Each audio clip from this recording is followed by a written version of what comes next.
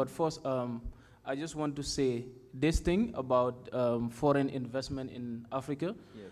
One thing that is certain is, you see, it is easier to mismanage money or funds that are borrowed or comes in grant than funds that are mobilized by grassroots individuals.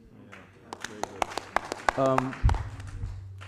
If we have a common project here and all of us put in $1, we will all go back home keeping track of where our $1 is going.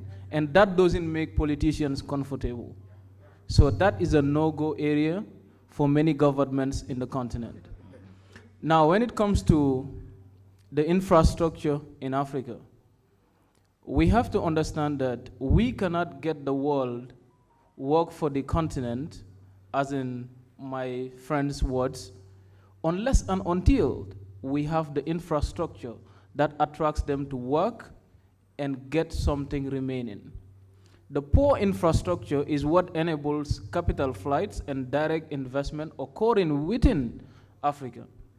Because in most instances today, when we look at the logistics, for instance, how many of our big businesses, the likes of Dangote, who invest a lot on distribution, will tell you that in many African society today, the Dangote group cannot operate as a result of poor logistics, poor infrastructure, and not having the ability to negotiate or making it easy by African governments for their projects or their company to reach.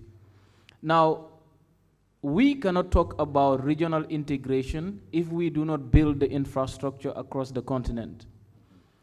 The Gambia, where I am from, is just about 2 million people. We are one of the smallest markets in the world.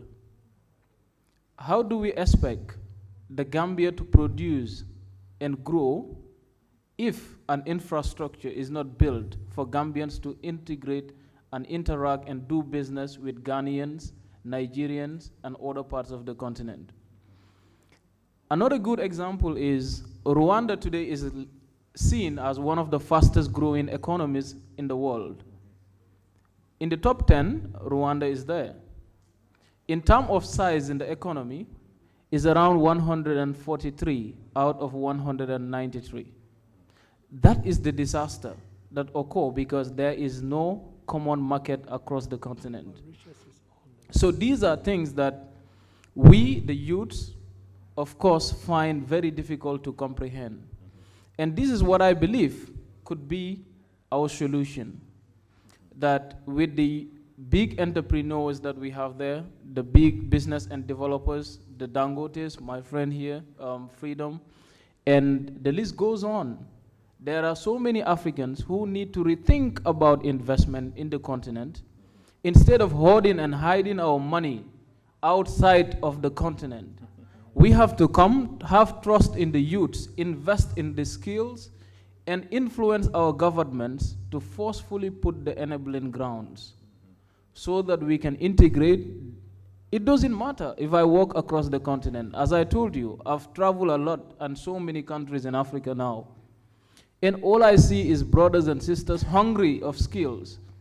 I've seen youths building and making doors, gates in Nigeria, in the province of Nigeria, where we import them from China and Dubai, in the Gambia.